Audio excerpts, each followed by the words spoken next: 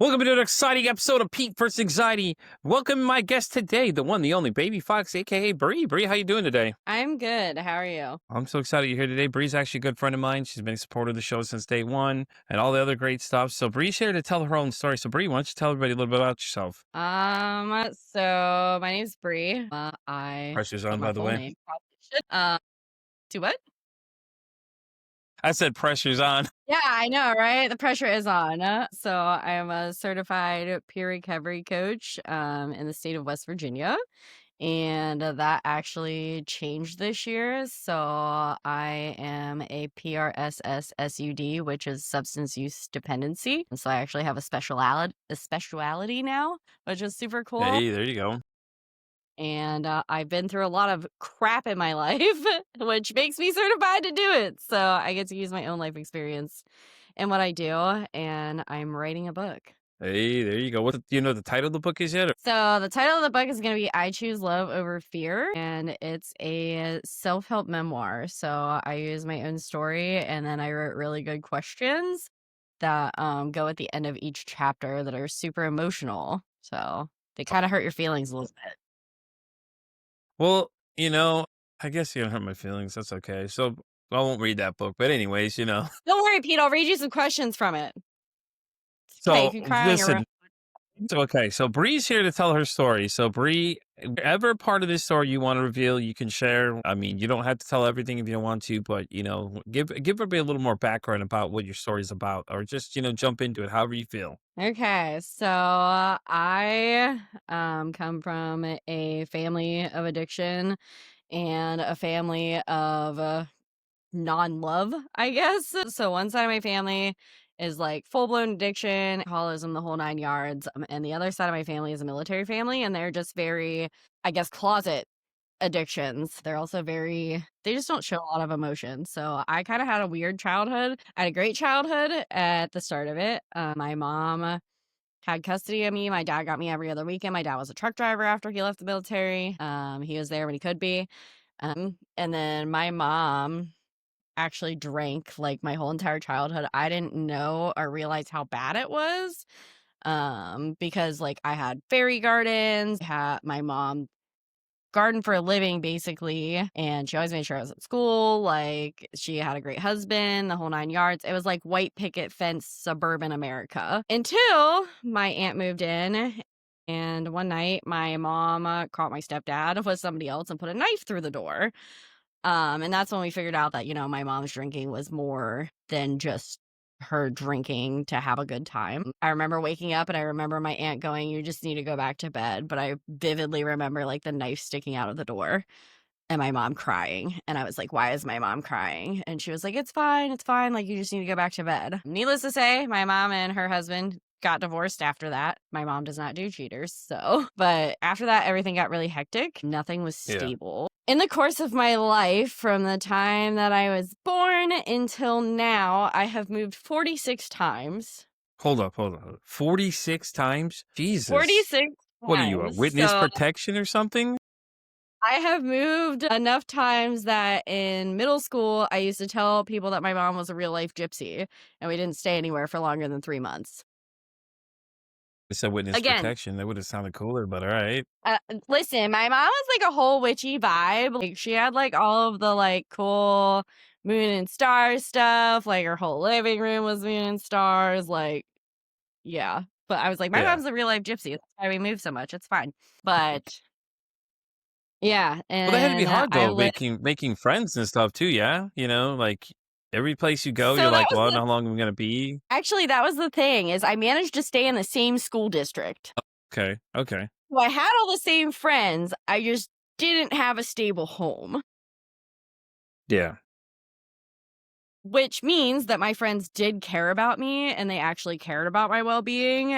And two of my friends more than once had went to the office and been like, "Listen, your girls got problems, okay?"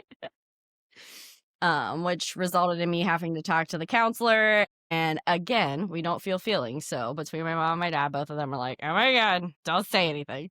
Like, my mom's just my mom. We don't talk about it. The one time that I did talk about it is she had met my stepdad, and her and my stepdad had gotten in a fight. She broke his nose with a shovel, and he hit her over the head with a Shit. coffee cup. And that was the time that I called my dad. I called my dad and was like, I can't live here anymore. My dad did come and get me. He sent my cousin. He sent my cousin to come and get me. And I went to school the next day, and I looked at my best friend and I was like, my mom's dead. Like, she's not alive anymore. And she was like, how do you know that your mom died? And I was like, bro, like, Ron knocked her out. Like, she's dead. So, of course, my friend, being the good friend that she was, went to the office and was like, holy shit, like, Bree's stepdad killed her mom. And, so CPS got involved. No. Needless to say, my mom was alive. My mom was okay. It was funny. It's funny now. It was not funny at the That's time. hilarious though, because it's like you think it as a kid, you're telling another kid that a kid's gonna go, "Oh my god, they're dead," and it's like, "Huh?" And she says, "School, yeah, yeah, my stepdad killed my mom," and I'm like, "Huh? Like, What I the that was fuck?" just normal for me. Like, Yeah, and, that's looking like, back, what to yeah. say. I don't know. Yeah. So my mom used to make me take like those depression tests every year that they give at the school, and I was always fine. Now looking back, I'm like, she probably did that because she knew that like she traumatized me. Like, Oh, she couldn't think anything else. I don't know what she was thinking is gonna happen. Like it's just yeah. I don't even know what to say. yeah, That's just like I know my dad when I was younger, compare a little bit. He was an alcoholic. He drank a lot though, but he stopped after a while though. But there is a moment though, I remember that like the knife thing for you, the one thing for us was that they got in an argument. And I think it's the only time I've ever seen him really get physical. And I don't remember what it was. And it was just like they got into it. My aunt was living with us too. And the shit just went down. And then there's other stories that come out that I have never told anybody that I'll have to share sometime with someone. It's just like look, I could compare to that a little bit. It just got crazier yeah. because it's like, when especially when alcohol comes in, it sounds like your mom was a functional alcoholic though, but until it were just kind of boiled over and then shit just got wild. So did you live with your dad after that? After he came and picked you up? No, so I went back to my mom's. I ended up living with my mom for the rest of that year. My mom at the time worked at a bar. My escape from my mom was I had this Baptist church that would come with a bus, and they would pick you up and they would take you to church on Sundays. And I did that. Like, that's what I did. I went on Sundays to this Baptist church that was like 2 towns over, and my mom was just like, "Sure, whatever, I don't care." That was the first time I got baptized, and something changed in me, and I was like, "I'm never gonna be my mom. Never gonna be my mom. It's not gonna happen."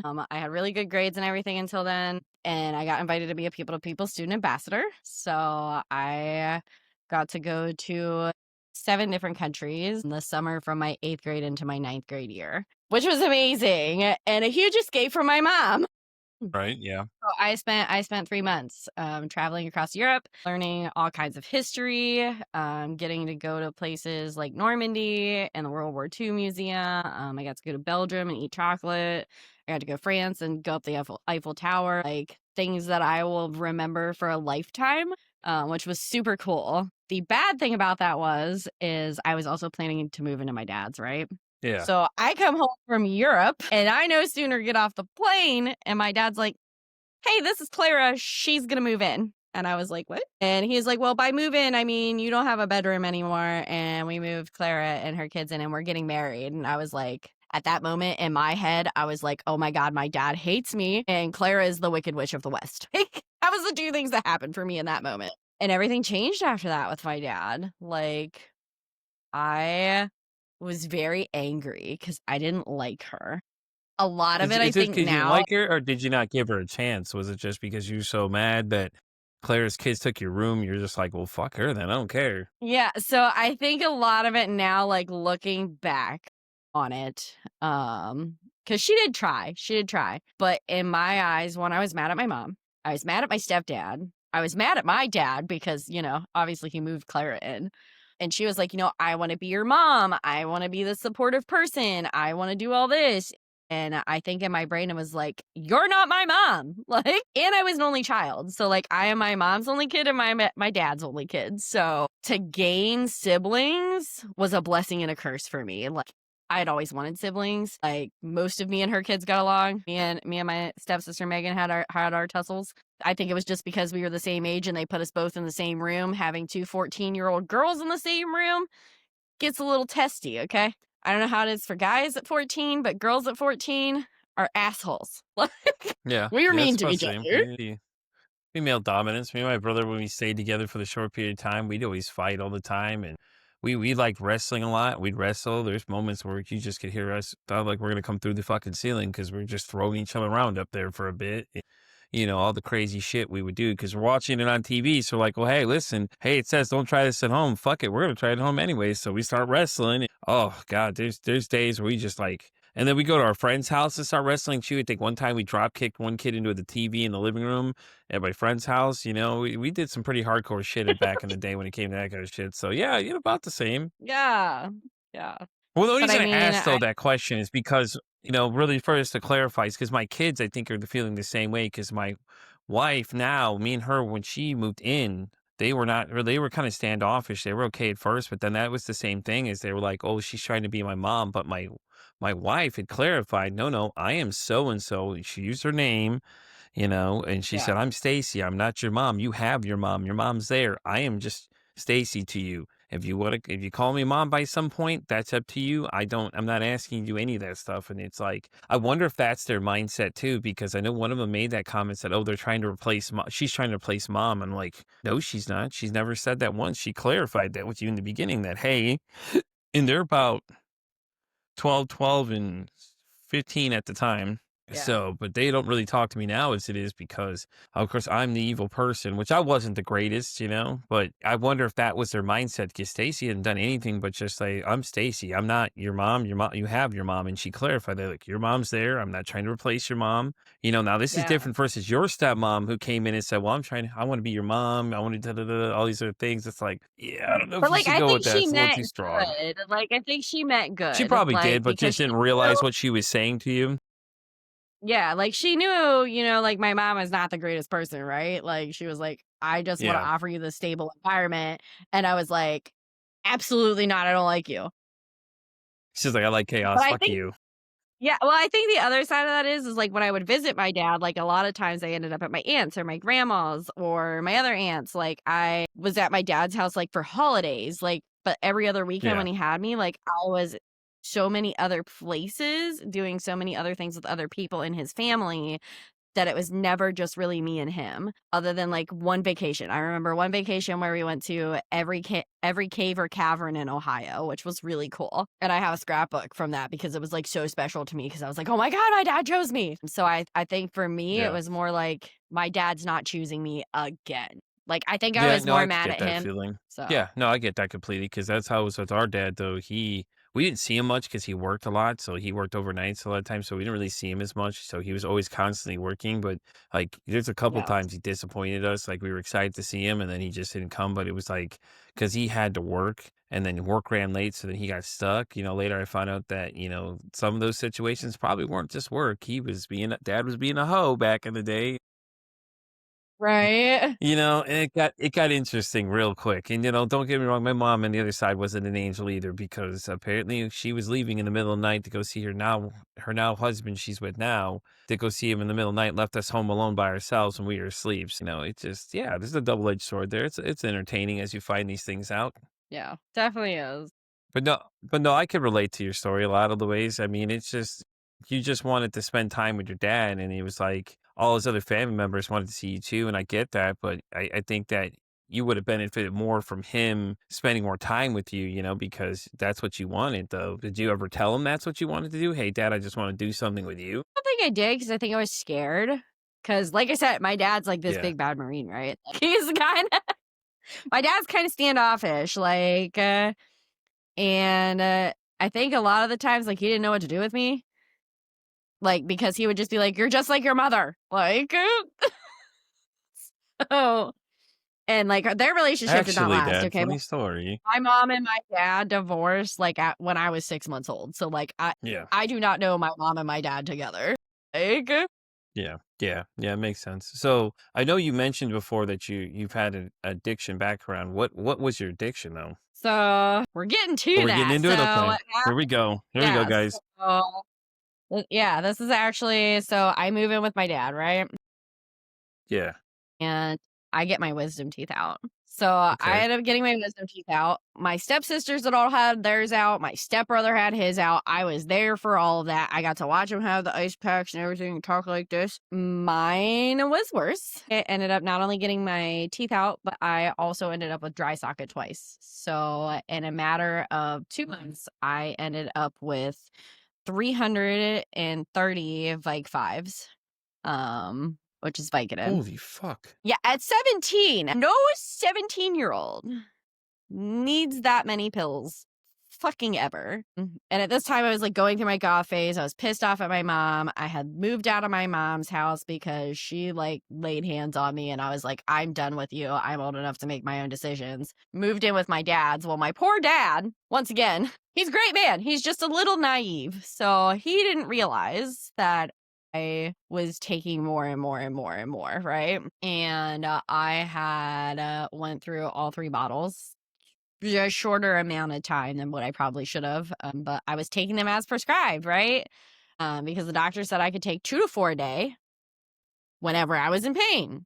I didn't Okay, think so he anything says of 2 to it. 4. How many were you really taking? If you had to guess, how So many at you think the you were time, taking a day? I was really just taking 4 to 5. So I mean, Okay. not really that bad yet, right? Testing the waters, but I knew I liked the way they felt that I felt, like, because one, I was numb. I didn't have to feel my feelings. And number two, I knew that I was still getting good grades. So I was like, I'm getting good grades. Nothing's wrong with me. I'm fine. And then we started like partying on the weekends because my dad would let us drink there. My dad would let us drink there as long as we left our keys. So we weren't allowed to leave, but like us and our friends would have parties in my dad's backyard. And then after that, I ended up graduating and everything. And then I met the wrong friends. And me and the wrong friends would trip on Robitussin and chlorocidin Cs and Duster. And at that time, I had already moved out of my dad's house. So I didn't stay a day longer than graduation. Actually, I think I moved out before graduation was even over. And that started house parties and me being mad at myself, being mad at my parent. Like, I was just mad at everybody. I was mad at the world. And I was tired of being mad. I took whatever I could. I will say, do not think about taking chlorocidin Cs the way that I did. I ended up. So we took so many, and like, go trip off of them if you take enough of them. Sinus medication for people that have heart issues. Okay. And we did this one night. I took like 30 and was driving home, and I had accidentally turned my bright lights on, and it was snowing. So if you've ever turned your lights on and it's snowing and it's like your brights, it's kind of like Star Wars or Star Trek, and like everything's like in hyper speed. I did Mhm. this like That's the best way to describe it, on a yep. back road. Yeah, and on a back road in the middle of country ass Ohio, okay, like pitch black. Everything else around me is like white, and I'm like, holy shit, I'm in a fucking spaceship, right? I'm just stopped in the middle of the Mhm. road, like watching the snow come at me. And I remember opening my car door and throwing up and being like, somebody else has to drive. Like, done with this. And then I met Connor's dad, and I got sober. We decided that, everybody else, I'd been cheated on through all of high school with every guy I've ever dated. He had too. So like, it was like, you know what? We've been best friends since we were like 10. Like, why don't we date? Just because you are friends with somebody does not mean you should date them. Okay. So, We were okay, amazing so let me friends. ask you this question though. Okay, so your relationships with Connor Stad, okay, was it hard to trust him at first, or they really cheated on you? Was that always a constant fear in your head of like, oh my God, he's gonna cheat at me at some point in this relationship, or was it just kind of like you're like, oh, whatever, I'm young, fuck it, I'll find somebody later on? Honestly, I never thought Connor's dad would cheat on me ever because he had been through kind of the same situations. Like, it was like we were like the exact same person. Like, he was Oh, having okay, the exact same issues that I was. So, like, it was like he came from a family of abuse. Like, his dad used to put out cigars on his arm. Like, he had huge ass scars. Like, shit, yeah, like we had like basically we trauma bonded, I really think is what happened. But we had both just had enough of dating shit people, and we're like, "You know what? Like, I know that you're a yeah, good person. You know that I'm a good person. We're gonna try this." We got a fucking apartment together and a cat and a puppy. the cat And we and were like, puppy are we're gonna essential, live our just so best y'all know. lives." Yeah, the cat and the puppy are essential, okay? And we were like, "We're just gonna live our best lives." And I got to stay at home. I didn't work. He worked, and I got pregnant. I remember looking at him and going, we're gonna have this baby. And he was like, what? And I was like, yeah, I'm pregnant. And he was like, oh, no, you're not. And I was like, yeah. Yeah, I am. And so I he made me wait 2 weeks and come back, and I took a pregnancy test, and I remember sitting on the bathroom floor just crying. I couldn't open the door. I was so fucking scared, and I didn't know why I was scared. But I knew that I was scared to open the fucking door. And I did, Yeah. and I handed it to him. And that was the first and only time I've ever seen Corey be mean. And that's the first and only time I've ever seen Corey be violent. He gave me an ultimatum. He was like, I'll give you $500 and you can go and get an abortion, or I can give you one. And he punched me in the stomach hard enough that I started bleeding. I tried to run him over with my car. I ended up at my friend Casey's house, and I blocked him on everything. I didn't say anything. I was convinced that I had lost this kid. And I decided not to go to the doctor about it or anything. We just kind of took care of it at my friend Casey's house. Like, she held me through it. Her mom held me through it. I started drinking, and I decided, you know what, fuck it. I can't drink my life away. I'm not my mom. So I decided that I was going to be a Navy SEAL. So I took all their training. I passed all of their tests. I got a 99 on my ASVAB. And the guy was like, you can't be a Navy SEAL. And I was like, the fuck you let me do all this testing for? And he was like, you're a woman and we're I thought that was outside what you're gonna say next. for too long. Like, you can get things that guys can't get. I mean, we can't treat that in the field, so you can't be a Navy SEAL. And I was like, well, fine, fuck you, I'll go be a Marine. And I went to sign up for the Marines, signed all the paperwork and everything. I passed everything except for the pregnancy test. And spoken like a true addict, the lady looks at me because they dip your pregnancy test and then they dip the thing to make sure that you don't have drugs in your system. And lady looks at me and goes, honey, you're positive. And I was like, what? And she was like, you're positive. And I was like, positive for what? I don't do drugs. And the lady's like, no, not drugs. And I was like, well, what do you mean? She's like, you're pregnant. And I said, I'm what? And I made her do 3 more tests because I didn't believe her. Sure shit enough, I went to the doctor, and I was 3.5 months pregnant. No, this is still the same one from Connor's dad, correct? Yeah. Yep. I had never Okay, went to the I'm just asking doctors. so I know how this is going. Yeah, okay, I got you now. Okay, I'm following you because I was like, wait a minute.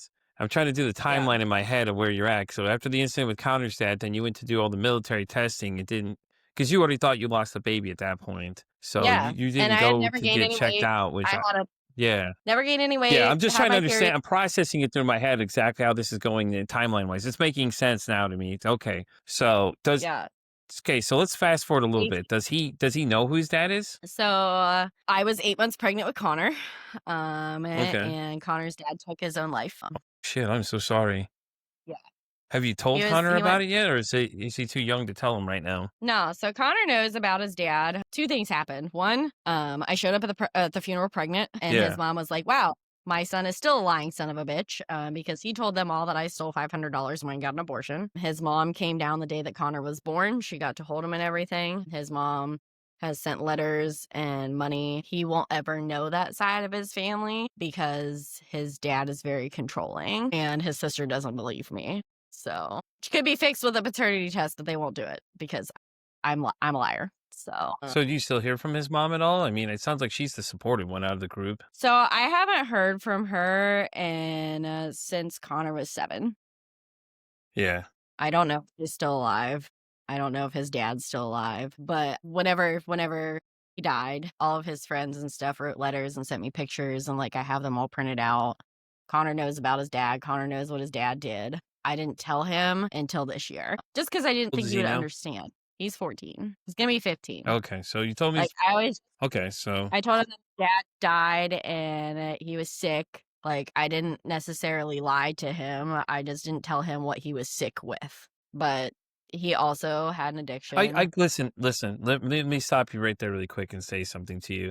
That has to be the hardest conversation you ever had. I don't think at any point you don't even have to clarify. I don't think you lied to him because like how do you talk to a kid about their dad killing himself? You know what I'm saying? Like how would you know what I mean? I had interviewed somebody, I don't know if you've seen the video yet, the woman I had interviewed who had to tell her 2 kids younger than Connor and told them about what happened to their dad and like listen, hats off to you because that's the hardest conversation to have with a kid is to explain that to him like, well, I'm sorry your dad thought, he just wanted to silence the pain or whatever, however you want to put it. It's a tough conversation in general because then he's got to understand, what his dad did. Well, like, what did he do? Like, why? And it's hard, but I think it's a real conversation for someone his age to have to understand that the statistics are insane though. If we all look at them still, it's still 80% of males do commit suicide Yeah. and things like that too. And I think, having that conversation with Connor now is that making him aware of that situation is that he'll be better understanding of the fact that what you're doing now is you can have these conversations with them because I think that we need to start having these conversations that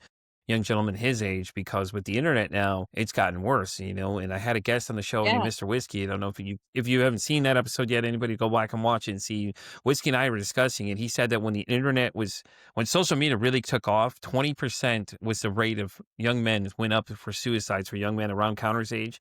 And it's the scariest thing ever because it's like, shit, now you're introducing another element for someone to bully everybody with.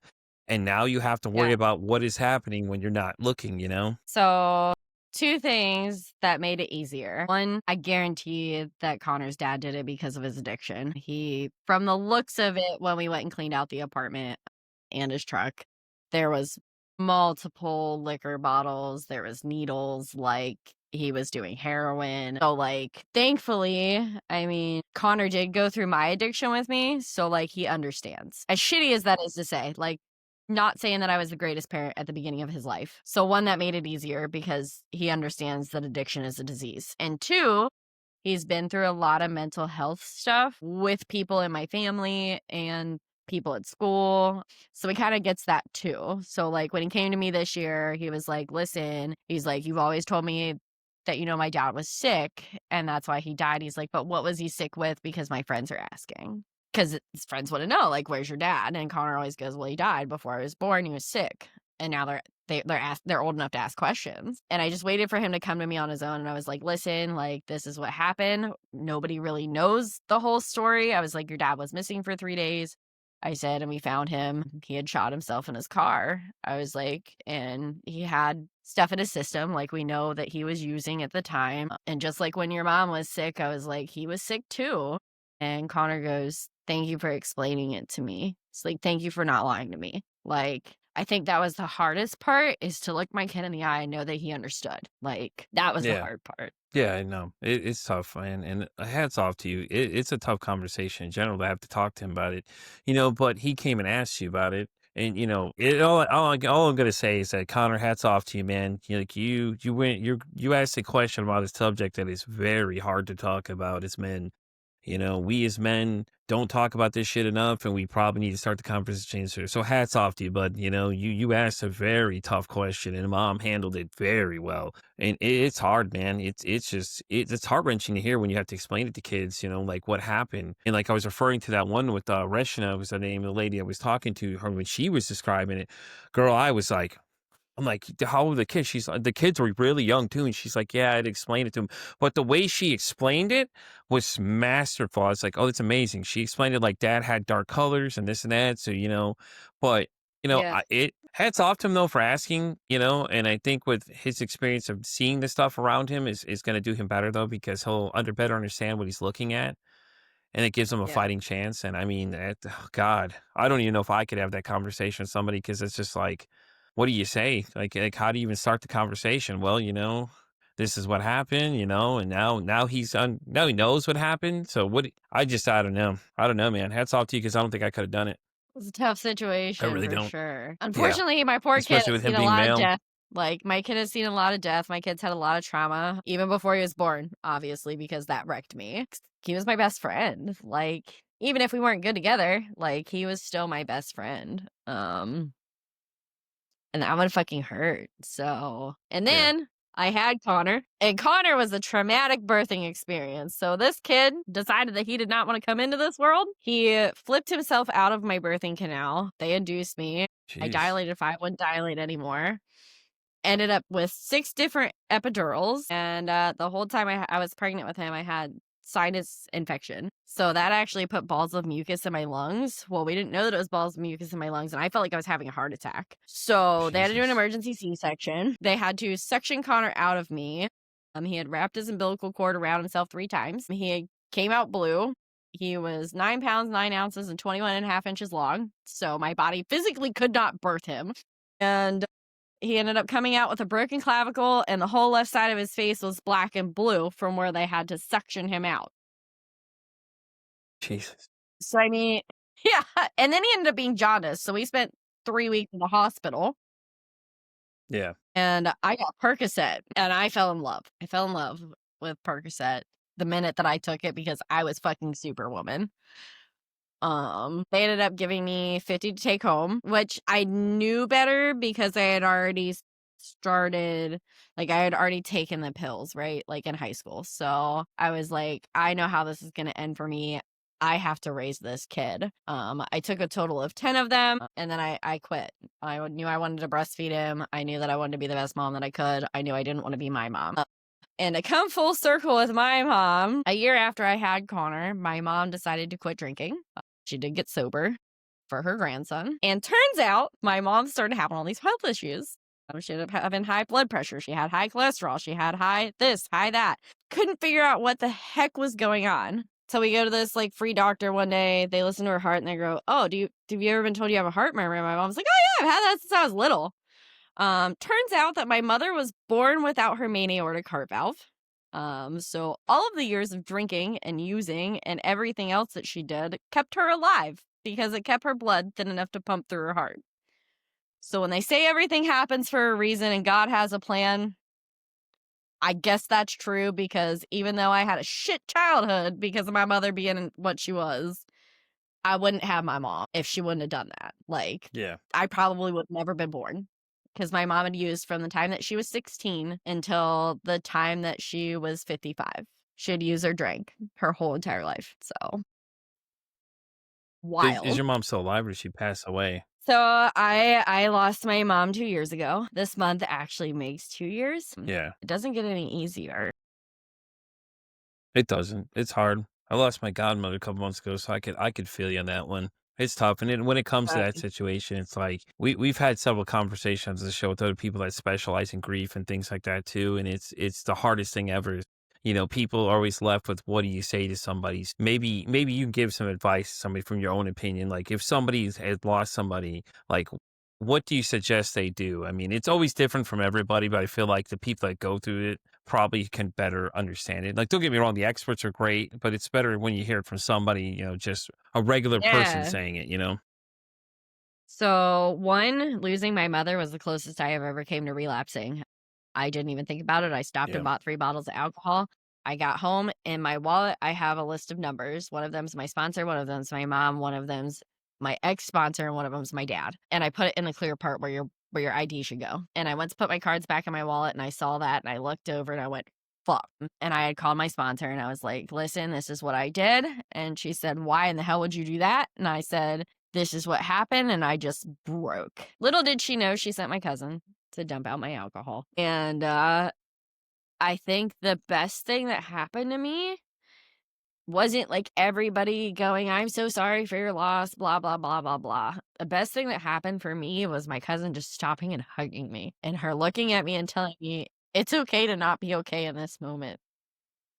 Like, Yeah. she's I like, think that's a you perfect lit point. It's not okay not to be okay. because you like, with your parents, like, you literally share DNA with them, like, that's kinda loss that nobody can prepare you for, like, you can think about it all day long, but at the end of the day, like, when it happens, like, that's a loss that you're not prepared for. Nobody can prepare you for Yeah. that, and the other things that It's happen hard when you is lose anybody though too, yeah, but I get that. I have an amazing community. I have an amazing community on TikTok, I have an amazing community in real life, and I gained that community by reading my mom's poems.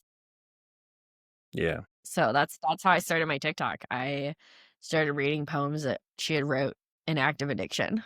And that's where I gained most of my following. But I think just having Speaking of somebody there to TikTok, wrap arms around you. yeah. Speaking of TikTok, everybody may remember the episode Joel and Bree. Bree is actually the person that actually connected us together. We all met in the same area she was. Mhm. So hats off to her. She was supposed to come back and we just haven't got a date locked in. But yes, Bree and Joel are actually the number one viewed YouTube episode I have so far right now. They're at like 200 and something views at least. And everybody and Country Boy's actually number 4 on that list too, which is another mutual friend of ours. Yeah, it's crazy. So it's crazy because But people yeah. overlook TikTok. They're like, "Oh, TikTok." I'm like, dude, you don't realize if you don't with Yeah. any social media, if you don't use it to your advantage, then that's your fault, like, look for the people you wanna be around, and things like that too, and that's where Yes. why I met Jay as well, because Jay doing his podcast now too, and, I've he tells a little bit of heard lie, of but we won't talk about that. So but yes, Jay is doing really good. He's thriving really well. I'm so happy for him. He's yeah. doing really well. I've linked him up with a bunch of people too. He actually linked up with one guest named Massimo. Him and Jay have hit it off and they're having a great time. And now they're talking about getting back together again. And then Jay had also met Mr. Whiskey. So Jay, I, and Mr. Whiskey are talking about doing a try episode together. So there's plenty to Nice. come with this coming up. So it's going to be a pretty good time. So Jay had reached out and said something to me about it. And I was like, oh, hell yeah. So Whiskey had said the same thing too. He'd reached out and he said, Jay and I were discussing this. And I was like, yeah, without any question, yeah, let's get together and let's do it. Why not? There's a lot coming up this Yeah. season and other stuff going. I So, love it. but anyways, yeah, it's been great. It's a good time, things like that too. All that great. So, well, I thank you for coming and sharing your story though, man. It's awesome. I mean, it's hard. It gets easier. Like let me tell you, you're right up there you're probably number 3 on the list. Okay. So if I had to rank the craziest stories so far to this day, I Listen, think that's you're only number half the 3. list. Number one So is, oh, okay. Okay. So what you parts of it got did we miss now? so We got time. you didn't get the whole after Connor was born, I stayed sober for 3 years, met the wrong guy, started using pain pills again, started using alcohol again, which turned into I didn't want to withdraw from pain pills, so I used meth to get off of pain pills. And that ended in a 3-year addiction, a DV situationship, and the 18 feds kicking in my door. Okay, well, hold on, man. Listen. We got to touch on this a little bit. Okay, hold on. All right, so when you got back on him, was it because the other guy was into that, or was that just something that happened along the way? So I had a shit day at work and came home and he like had a pill on my counter. Like I had left work early because I was having a shit day. Came home and he was like snorting a line and I was like, "Fuck that shit. Like you ain't doing it in my house without me." Like and that was literally all it took. It took one bad day and somebody there with it. Yeah, that's usually what it Like takes. So it's just all right. So let's keep cruising through what we just told us. Off a load of information here. So domestic violence situation, was it the same thing with him too? Was it a bit more of a drug and fueled domestic violence type thing? Like he was using, you were using, and it just things got out of hand. so he was Prince Charming. Like we were gonna get married. They always are. And then magically he lost his job. I was supplying his habit, my kid, like the whole 9 yards. So much so that I bought a $850 engagement ring for myself.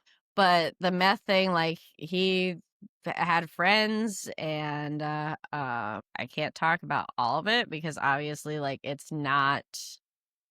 wasn't all laid out in court, so I'm not gonna talk about all of it, No, but you're I can fine. say that No, it was don't talk about anything you can't talk wild. about. You're fine. So Yeah, it was a wild 4 years, I can yeah. say by the end of it, I was using 3.5 grams a day, if not more.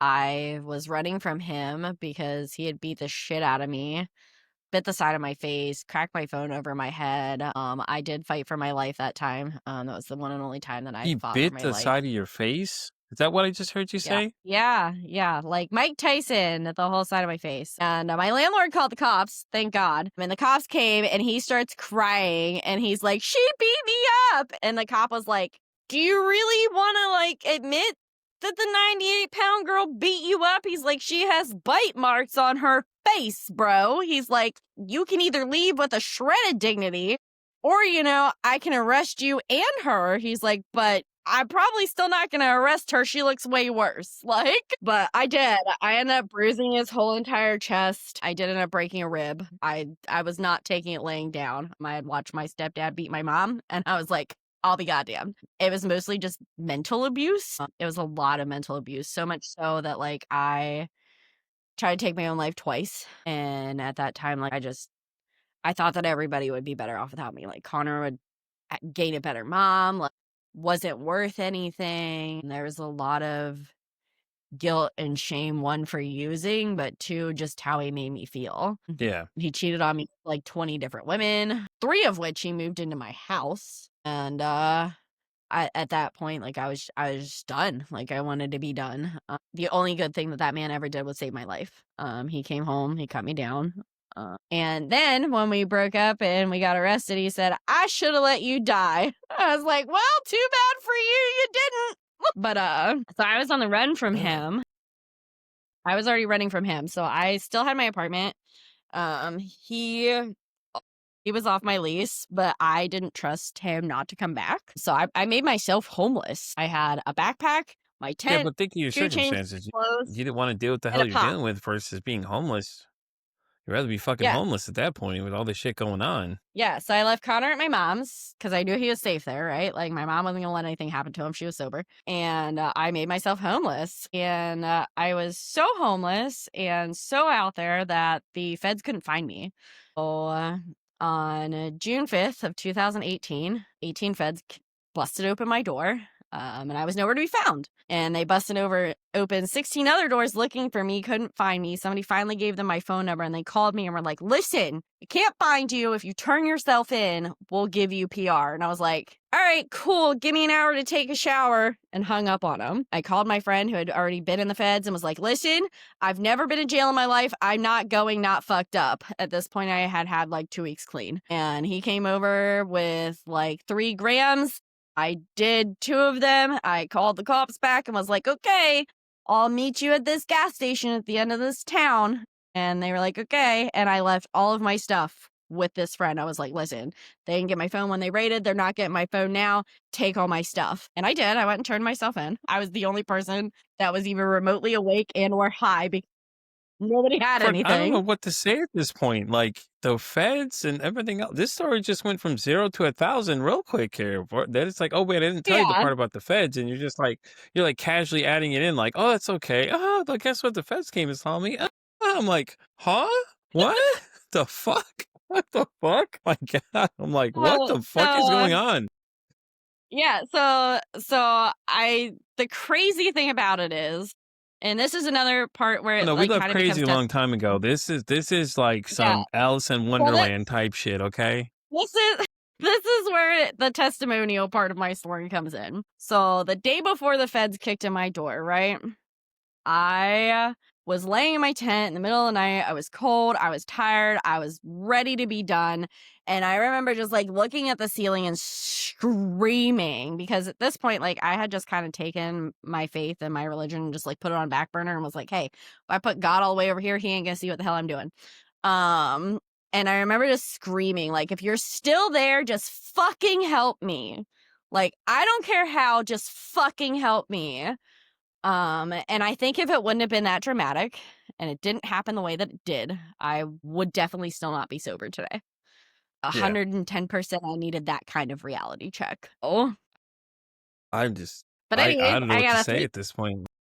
I got a 3-count federal felony indictment. I got 2 counts of aiding and abetting my ex because he used my Facebook to message somebody that did 2 wired buys on him. And even at the time when he was doing them, I knew for a fact in my head, like, I was like, bro, he's setting you up. And he's like, he's not setting me up. He's my cousin. And I was like, I'm telling you right now, he's setting you up. Because it was just weird. It was weird how it happened. I had a bad feeling. I was like, I'm telling you right now, like, if we go to jail, it's his fault. And not that it wasn't our fault for like selling the fucking drugs in the first place, but so I got 2 counts of aiding and abetting, and then I got 1 count conspiracy to deliver methamphetamines between Ohio, Georgia, and West Virginia. They could prove 9,956 pounds out of my apartment in 3 years. Okay, well, I don't even know what to say honestly, man. I'm just like, wow, this just got interesting real quick. Okay. Yeah. So, how long did you spend in jail? So I actually spent no time in jail, and that was the one and only time in my life that I have ever been in trouble. I took the go big or go home a little too serious, but because it was the first and only time that I had ever been in trouble, they ended up giving me drug court. So I got to Okay. do 18 and a half months of federal drug court, which is where Yeah. I had a class 8 to 4 every day. I had to go to 4 meetings a week. I had a drug test twice a week. I had to go to Wheeling twice a month to go to actual drug court. And I had to do all that for the first 6 months. They wouldn't let me have a job, which gave me a lot of time to go to meetings.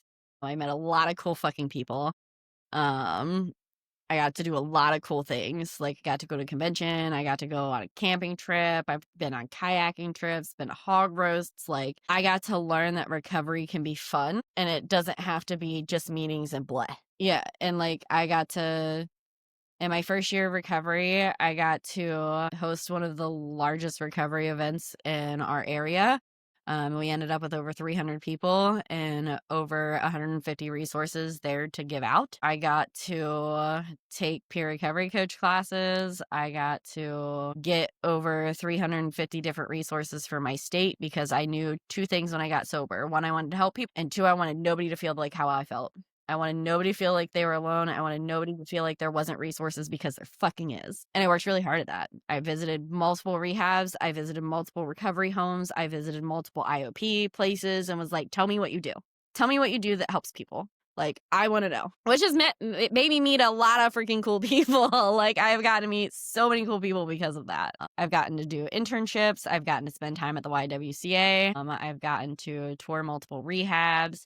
I've made friends with multiple people in high places. I've gotten to go to every year West Virginia hosts a recovery day in the Capitol. And you actually get to go and talk to lawmakers. And they hold it inside the Capitol building. And you get to sit in on Senate meetings, you get to sit in on the House of Representatives, and you get to watch how bills are passed. So I've gotten to do a lot of major things, all because I got sober and I didn't want anybody to feel like I felt. And after 18 and a half months, I graduated federal drug court. And I'll never forget my probation officer because she looked at me and she said, Bree, she said, you were the one that we voted least likely to succeed out of all 38 people that we arrested. She said, I didn't expect you to make it past that first court hearing. She's like, I never expected you to make it to drug court. Um, so I not only proved everybody else wrong, but I proved myself wrong Yeah. because I didn't think I could stay Well, look sober at what you're either. doing I was now. like, You're doing great things for people now, and all that time you're spending doing all that stuff. So, yeah, maybe this was God's plan to put you through this to get you to this point where you could use your experience to help other people, though. yeah, 100%. Yeah. And then I ended So, up once tell what taking you're doing right now, so everyone knows. yeah, so I work at a private clinic. There's a whole 10 of us that work there. We see, I think, 250 MAT patients. MAT is medically assisted treatment. And we do Suboxone, Sublocade, Brixadi, Vivitrol, Subutex. We do kind of everything. And then I also still advocate. I go to Advocacy Day every year in the Capitol. We have a recovery walk this weekend in Parkersburg, which is always a good time. It's the 10th annual overdose awareness walk. I do walks for suicide prevention every year, and I'm writing my own book. Got a lot going on, man. It's awesome. That's awesome. That's great too. I'm so happy to hear that, though, that you're doing so great. No, I know when you told us all that you finished and you're all set to go and you're doing more things. It's just awesome, man. It really is. Yeah. I gotta say, you moved up to number 3 on number 2 on the list now, by the way, because that was probably the craziest fucking story I ever heard. The second half was just like, it's about what time. And I That's get to about be as crazy gone as the time today. that Homeland Security came to visit me. So Yeah. See, Pete has his own crazy yeah. stories. Don't let him lie to you. Yeah, I've got a lot of stories, trust me. I've got a lot I haven't told And I anybody get to about. be a The mom Homeland today, Security and I one get was to a be funny one. honest with my kid. Actually, you know what? Fuck it. I'll tell you the Homeland Security story then real quick, all right? So, this is the scenario what Okay. happened, okay? So, apparently the people in the house I was renting when I moved to where I'm at now outside of DFW, okay? So, we always make jokes about this house that's 2 houses down from my dad's house, We're like, "Oh, it's a Breaking Bad house," because people kept coming in and out all day. And I was like, "What the fuck is going on down there?" So, when we moved in, they left and we moved in. We're like, okay, like there were some weird things that were there, just like broken windows and things like, just stuff that people do Yeah. when, they move into place and move out of place. Okay. So this is what happened the day it happened. Okay. So like I went to work, I got to work, I stopped, I got out of my car, and all of a sudden it was like one of those movies where you see just swarms of people just show A up armed SWAT with team. guns up down. They're like, whole fucking group of people show up, and I'm like, oh, I'm like, what the fuck is going on? And I'm talking black SUVs and all that shit, and there's people in the distance looking around. Like, I got people inside the building looking, going, oh fuck, what does this guy do? Like we know this guy's quiet, but what the fuck did he do? Maybe this dude's a little more dangerous than we realize. Well, they came and they said, well, hey, somebody wants to talk to you. So then this federal agent came over to talk to me. And he's like, hey, Oh my I'm so and God. so with Homeland Security. And I'm like, okay. And he's like, do you know these people? And he showed me a picture of the people that used to live there. And I was like, no. I don't, but why? I'm like, "Why? What's up?" He's like, "Well, they're wanted by Homeland Security. We need to talk to them." I'm like, "I don't know who they are. They're not hiding at your house." You know, the usual things they'll do to you, ask you if they're hiding at your house. Right, I'm like, "Dude, you want to go back and check and you see?" So he's like, apparently they've been surveying my house for like 2 months. They said, "We keep seeing oh this yeah, woman come down from the corner to your house. Who's that?" I said, "Oh, that's my mom because my kids are usually home when I'm at work, you know, or something, because they spent a lot of time home alone. But my parents were 2 houses down, so they weren't alone for long. So they right, come and check on them and everything." So he's like, "Yeah, we kept seeing this woman come out of the house center. Who the hell is that?" I said, "It's my mom." "Okay, well, you know, if you're hiding them, all the usual things they tell you." Okay, so I'm like, "All right, well, right. I don't know." But turns out though that I find out later on that the two ladies that they were looking for is actually one of my daughter's friends. Relatives. I was like, "Oh yeah, my relatives used to live in that house over that your guys are in now." I was like, like, what the fuck is going on here, dude? Like, this kid's got to be Oh kidding my me. Like, are you god, serious? Like, yeah. I was like, what? I was like, do you ever see them at all? No, not really. I'm like, I wonder why, you know? And then it was just like, I went inside to right? work though, and everybody was just asking questions. Like, all these people were watching the window because they saw I pulled in, and then they saw the cops, all the Homeland Security guys Yeah, show up, they're and they're like, like, what the "What hell happened? happened?"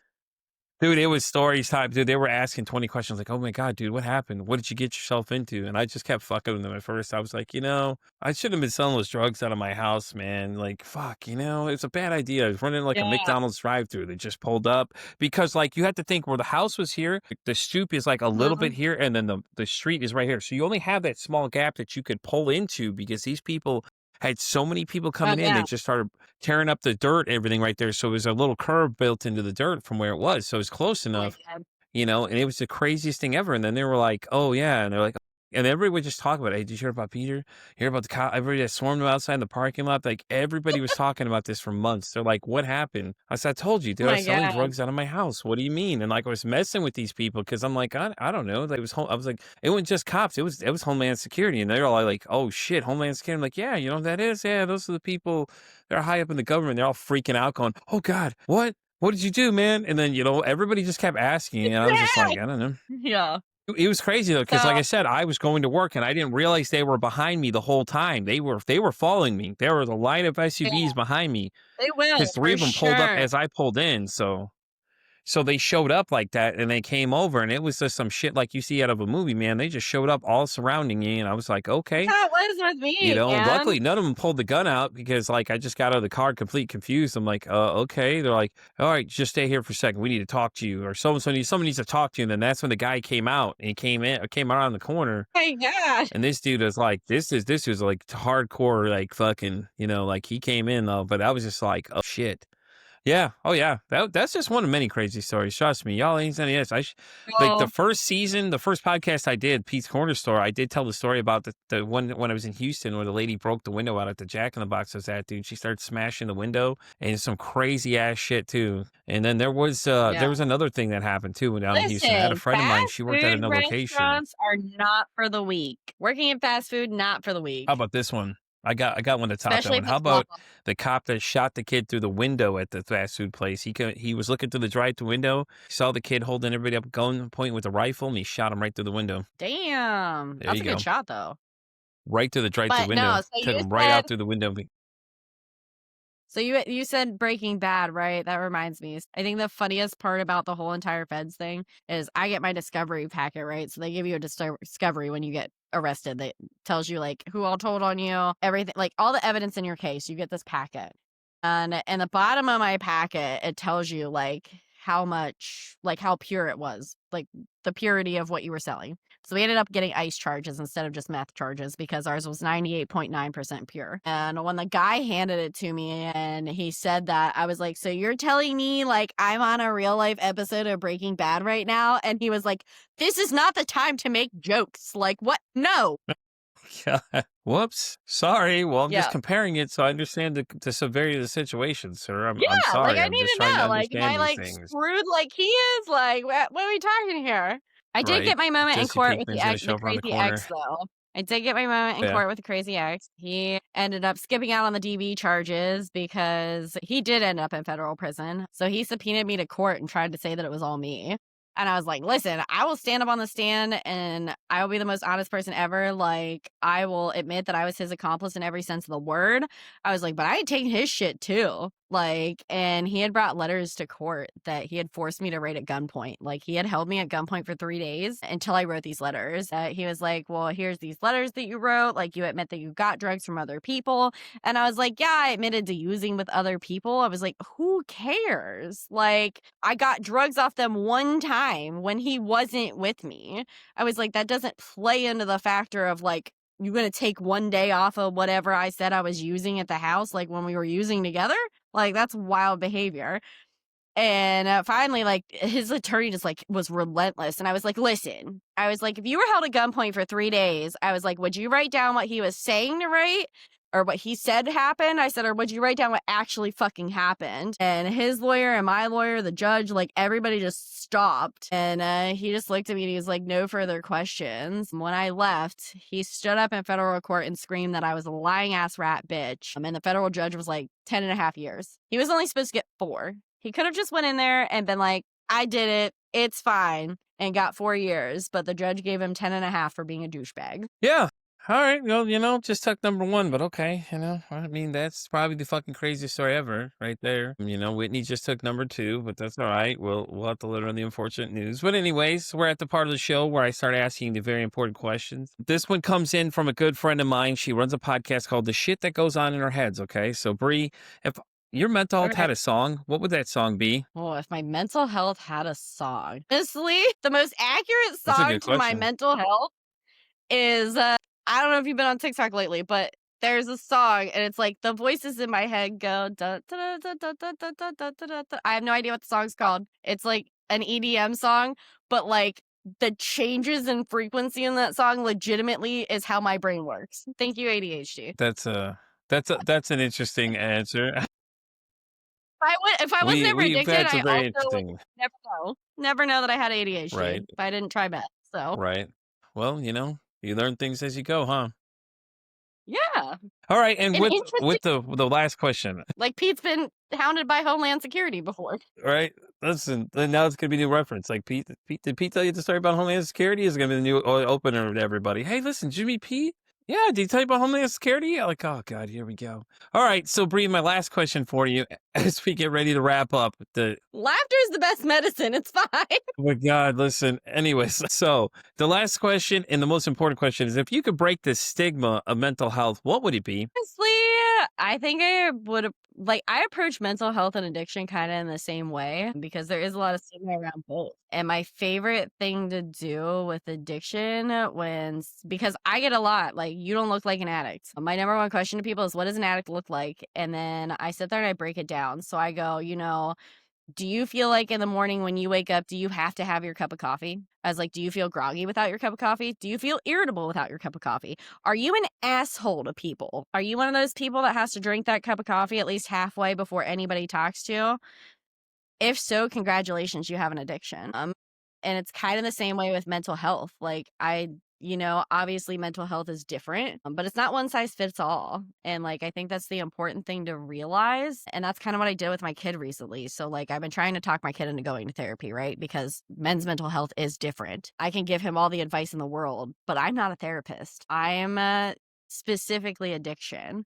Like, yeah, I can help you a little bit, but I don't fall under that category. But the number one thing that I tell him, because right now in school, like it's real popular to have a diagnosis. Like if you have a diagnosis, that makes you a popular kid. And Connor's number one thing was like, I can't go to therapy. If they diagnose me with something like I can't go to therapy. I don't want to be popular for that. That's not what I want to be popular for. And I just kind of looked at him and I was like, listen, bro, I was like, I don't advertise everywhere that I have ADHD. I was like, but I'm open enough to talk about it with people who want to know. I was like, you don't have to go and tell everybody in school that you have depression or you have this or you have that. I was like, but if people ask you about it, you should be open enough to talk about it and talk about your struggles because when you talk about your struggles, that can help somebody else. And each time you do that, it breaks a stigma for somebody. Each time you can sit there and you can talk about your problems and you can talk about what's happening and you can talk about your mental illness, you can talk about your addiction, like that breaks a stigma for somebody because they see you as a human. And I think Yeah, that that's exactly. the I think it's key awesome. to breaking stigma is being able to see the human behind the disease. I think that is probably the greatest statement ever made on this show. I love it. I absolutely think it is. I really do. And with that being said, thank you so much, Bree, for being here. I appreciate it. Do you want to plug where everybody can find you? You can plug your clinic if you want, where people can go find if they need help in the area that they're in. What's your final message to everybody here before we start signing off? So you can find me all my social media pretty much as Bree Baby Fox. I don't share my Facebook, but if you want to follow me on IG, YouTube, TikTok, whatever, that's fine. I'm not going to share the clinic just because Okay. I don't know that we No, really it's your have any choice. Like I openings. said, whatever you'd like. We have a lot going on, but it is in New Martinsville, West Virginia. So I think we're the only one. There you go. And with that And if being you said, can get guys, we're going to wrap up this out, episode of Pete for 90. What'd you say? and if you can get out and advocate No, for anything, continue. Definitely. All right. Okay. All right. Now that she's done messing up my exit intro, the outro here. Okay. So, anyways, Bree, thank you so much for being here. It was so much fun having you. Um, I'm so happy you came to share your story. I can be honest, I had no fucking clue what I was about to get into, but that was interesting. Needless to say, I appreciate everything you're doing for people. I really do, man. Like, keep it going. And heads up to Connor too, man. Like I said, like he is, better off with you versus someone else, I think, because you're teaching him so much now that it's going to benefit him later on. And I like his idea of like, I don't want to be a part of this just because I have a diagnosis. I don't want to be popular. That's not a reason to be popular. I love that mentality he has. So just tell him just to stay strong, man. Listen, he's doing what most men can't do is talk about their own problems, and it just keep going, man. Just like keep going. Like, don't give up. Understand you're never alone, dude. You could literally reach out to me if you had to. Your mom knows where to find me if you ever needed somebody to talk to. And listen, man, I'm always here, guys. And I can't stress this enough, man. We need to talk more. 80% is just a way too high of a number, dude. We need to start bringing it down, not let it go up. And with that being said, we're going to wrap up this episode of Pete vs. Anxiety, guys. You know where to find me on Pete vs. Anxiety. I'm on X all the way down to TikTok. I'm on Spotify all the way down to iHeartRadio. And as I always say, it costs nothing, absolutely nothing to be kind to somebody. One kind of act you can do to save someone's life, or hell, you can make their day. I'm Pete vs. Anxiety signing off saying, don't ask how your day is today. Say, hey, how's your mental health today?